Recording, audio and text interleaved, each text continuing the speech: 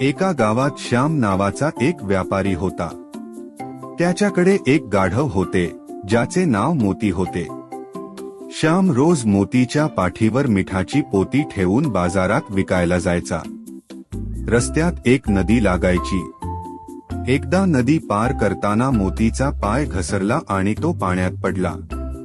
मोती जेव्हा उभा राहिला तेव्हा त्याला जाणवले की पाठीवरचे ओझे खूप कमी झाले आहे. पाण्यात पडल्यामुळे मिठाची पोती विरघळली होती. मोतीला खूप आनंद झाला. दुसऱ्या दिवशी मोतीने मुद्दाम नदीत डुबकी मारली.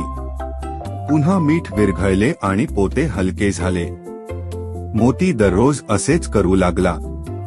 श्यामला मोतीच्या या लबाडीचा पत्ता लागला. त्याने मोतीला धडा शिकवण्याचे ठरवले. तिसऱ्या दिवशी श्यामने मिठाच्या ऐवजी पोत्यात कापूस भरला.